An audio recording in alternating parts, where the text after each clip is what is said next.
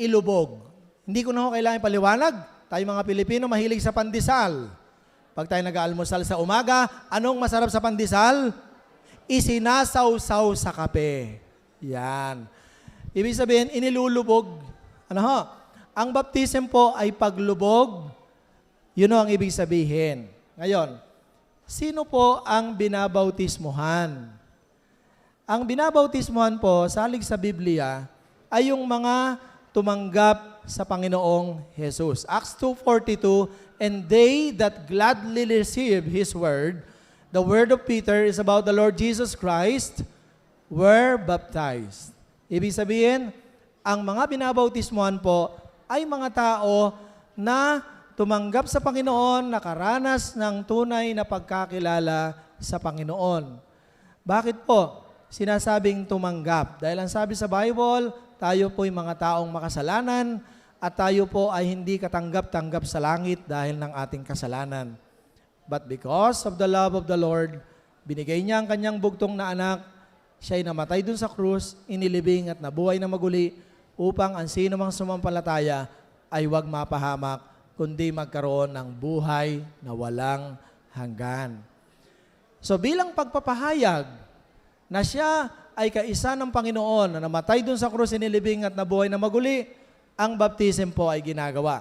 This is the public confession that a person being baptized is together with Christ na namatay, inilibing, at nabuhay na maguli. Batay sa sinabi sa Roma 6:1 hanggang 4. So ang bautismo po ay merong ipinapahayag. Symbolical na kung saan siya, yung ibabaptize, ay kaisa ng Panginoon, tumanggap na sa Panginoon, at yung binaptize ay pinapakita niya sa mga tao, ako ay namatay na sa aking kasalanan, at ang aking kasalanan ay inilibing na, at ako ngayon ay nabuhay sa panibagong buhay.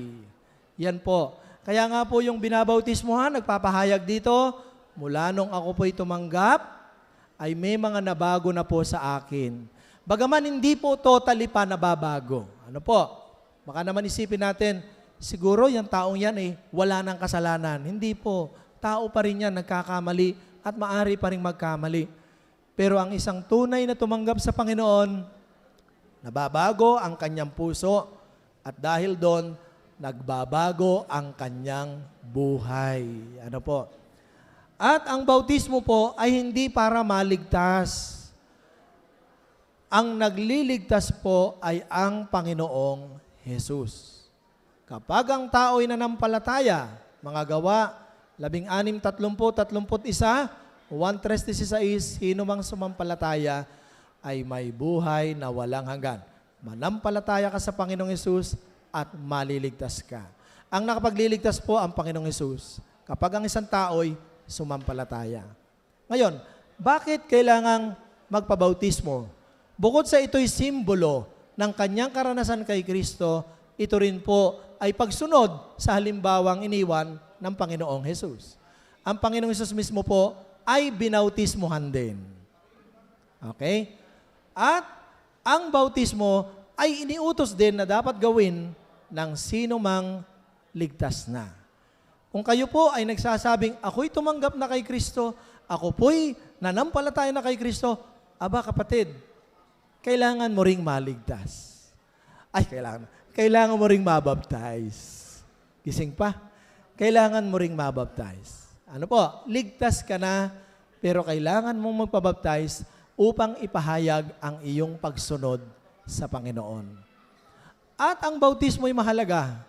Dahil ang Panginoong Jesucristo, bago po siya nagsimulang mangaral, maggamot, maglingkod, gawin ang lahat ng kanyang ministry, siya muna ay nagpabaptize.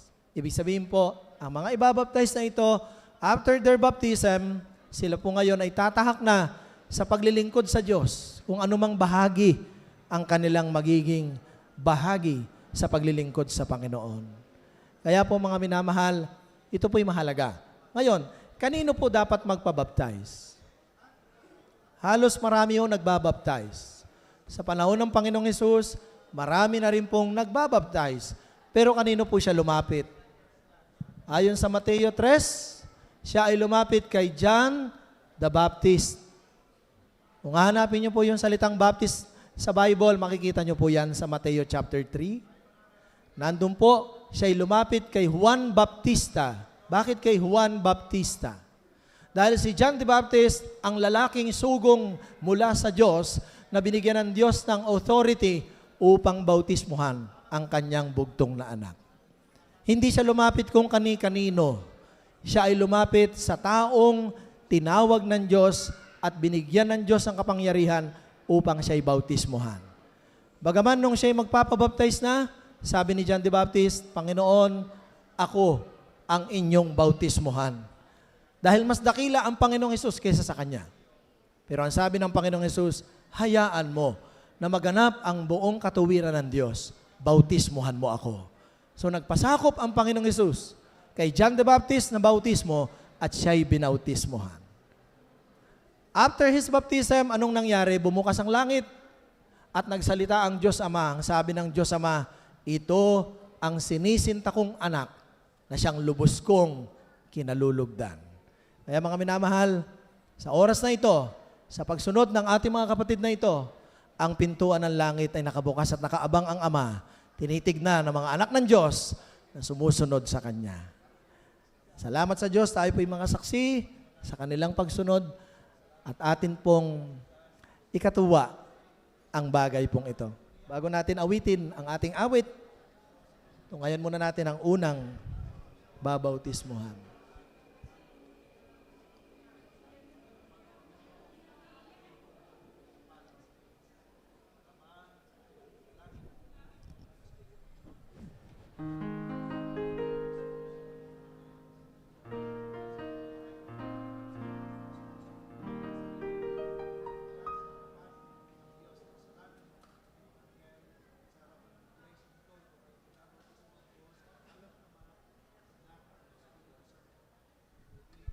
Amen. Praise the Lord.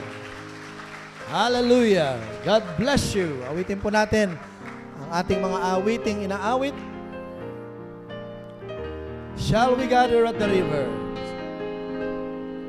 Shall we gather at the river where bright angels feet have trod with its crystal tide forever flowing by the throne of God. Amen.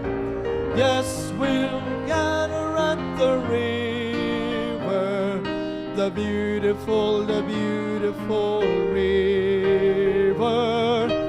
God with the saints at the river that flows by the throne of God.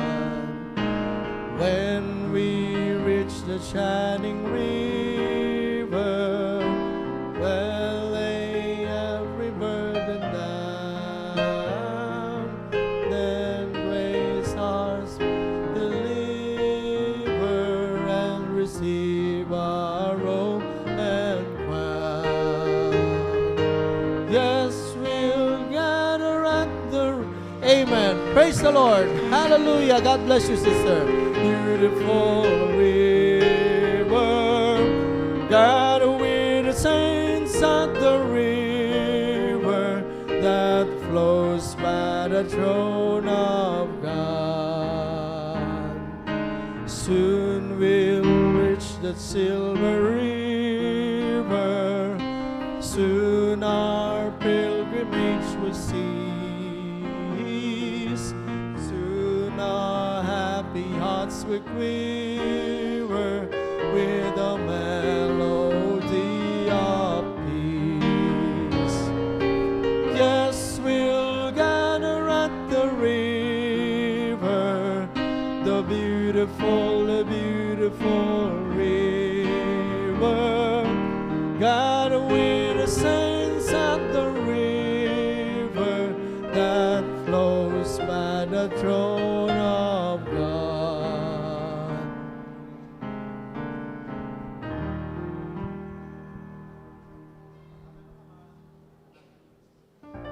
Amen. Praise the Lord. Hallelujah. God bless you, sister. Let's bring them in. Hark, 'tis the shepherd's voice I hear, out in the desert dark and drear, calling the sheep who've gone astray, far from the shepherd's fold away. Bring them in, bring them in, bring them in from the fields of sin. Bring them in, bring them in, bring the wandering ones to Jesus, who'll go and help this shepherd kind, help him the wandering ones to find, who'll bring the lost ones to the fold, where they'll be sheltered from the cold. Bring them in. Praise the Lord. Hallelujah.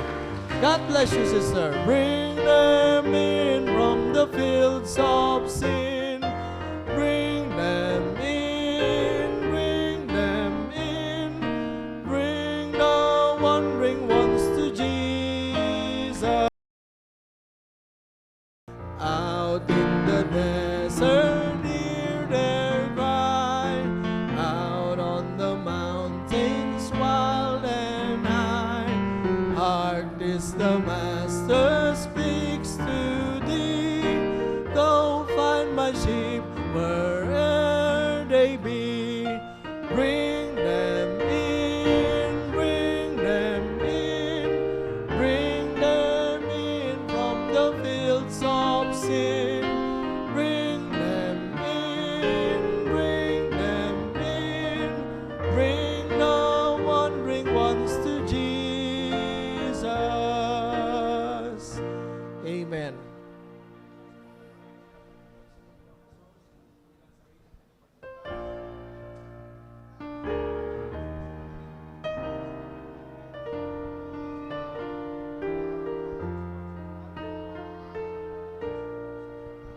Amen. Praise the Lord. Hallelujah. God bless you, brother. Trust and obey. Yan po ang kailangan natin upang tayo makasunod din sa tubig ng bautismo. Pagtiwalaan natin siya at sundin natin siya. When we walk with the Lord in the light of His Word, what a glory He sheds on our way. While we do His good will, He abides with us still, and with all who will trust and obey. Trust and obey, for there's no other way to be happy in Jesus, but to trust and obey.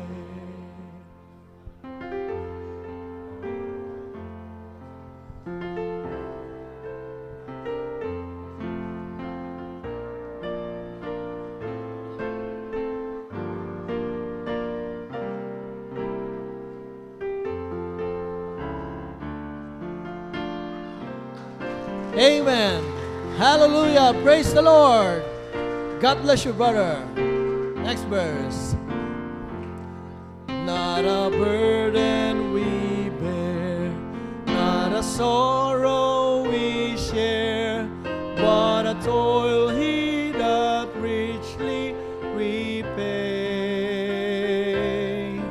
Not a grief or a loss, not a frown or a cross, not is blessed if we trust and obey. Trust and obey, for there's no other way to be happy in Jesus,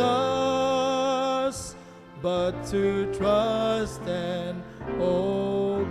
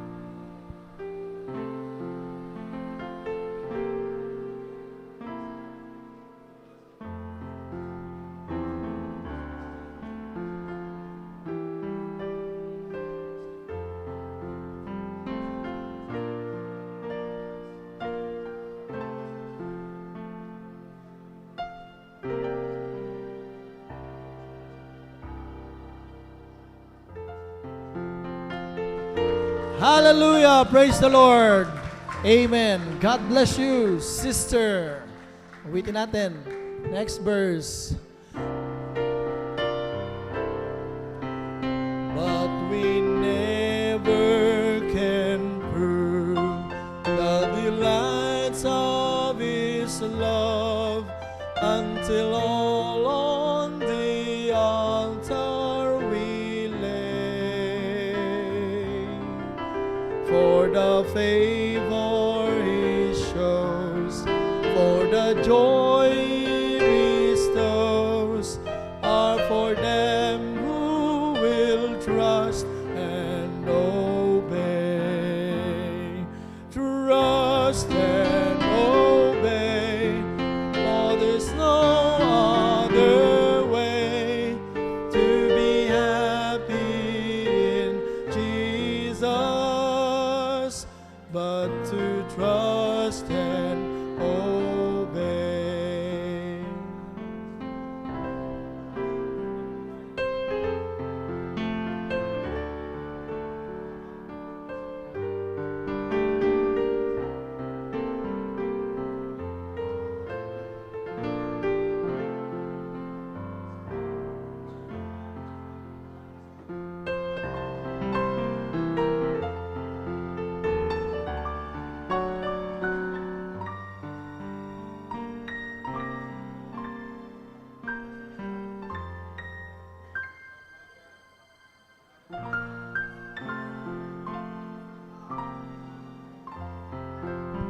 Hallelujah! Praise the Lord! Amen! God bless you, brother!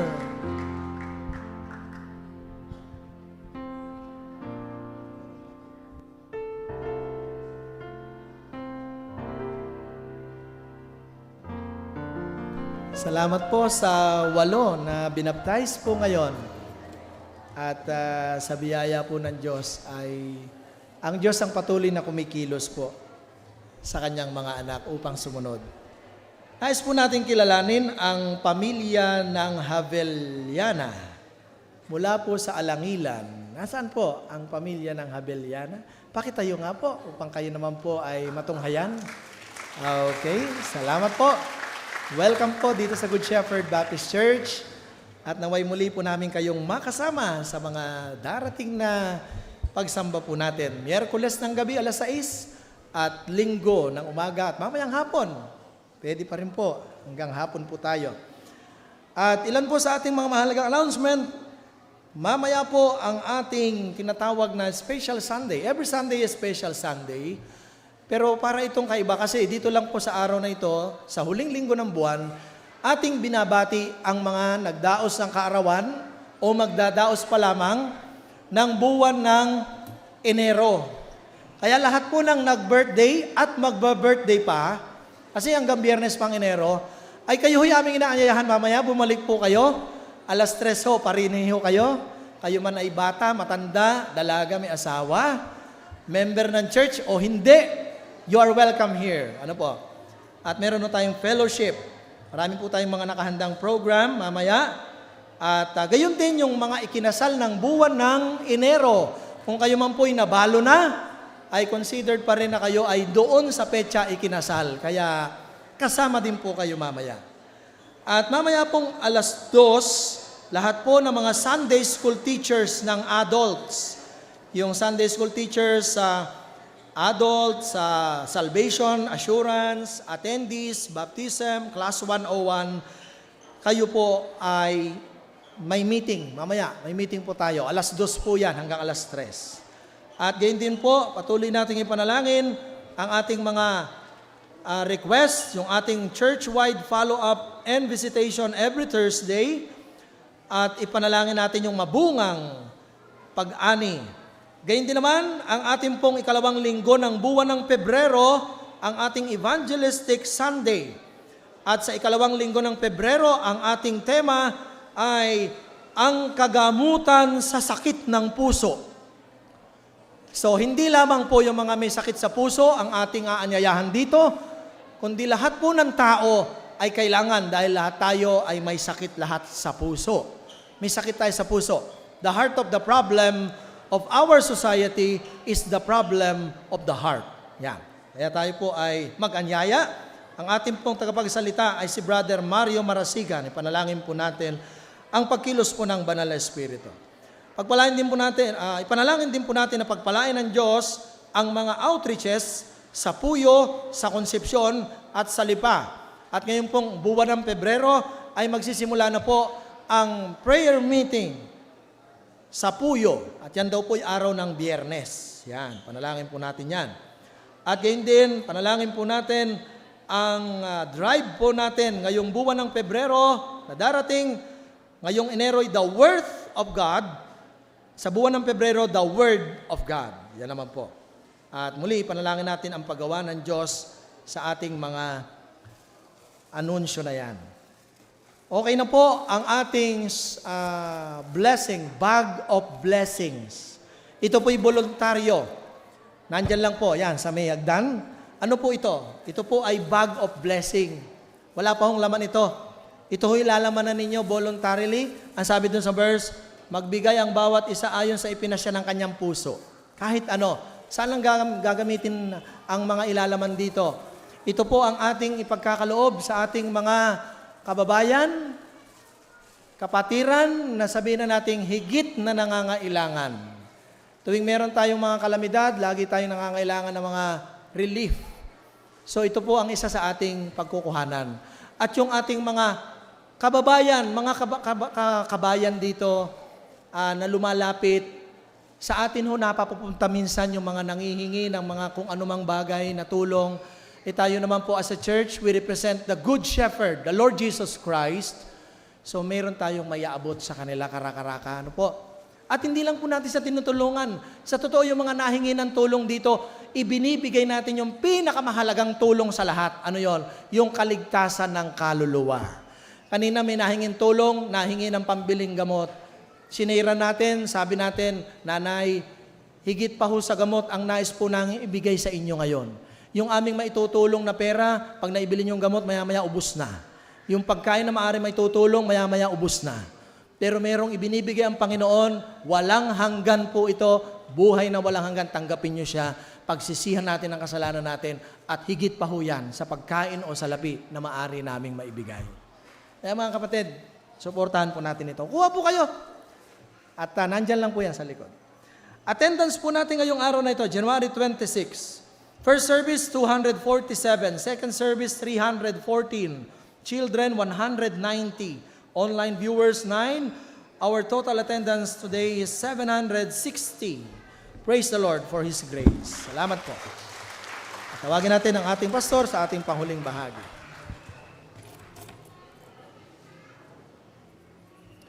Okay, salamat po sa Panginoon. At tayo po ay muli pong nakatapos ng ating gawain. Salamat po sa mga kaibigan, sa mga bisita na kayo po ay nakarating. Kahit na tayo nag-overtime ngayon, but higit sa lahat tayo nakinig ng salita ng Diyos. So, sana po makarating uli kayo sa susunod pong mga linggo at tayo po ay makapakinig uli ng salita ng Panginoon. Tayo po tumayo. At tayo po ay magwawakas sa atin pong pananalangin. At hilingin natin ulit si Pastor Roger, paalis na ito. Bukas, Miyerkules, punta na sila sa kanila. Ito yung nadalaw lang sa atin at least panalangin maibigay sa atin. Tayo po'y manalangin. Amang banal, namin makapangyarihan, kami po ay nagpapasalamat at nagpupuri sa iyong kadakilaan at kabutihan sa bawat buhay ng bawat isa po sa amin, upang dalhin po ang bawat isa po sa amin sa takot sa iyo, Panginoon. Maraming salamat, O Diyos, sa katapatan ng pangangaral na kung saan patuloy na ito'y dinadala sa bawat isa po sa amin, na kung saan paano mo pinagpapala at patuloy na binibigyan ng katatagan sa pangangaral. Salamat, O Diyos, sa kasiyahan na meron siya.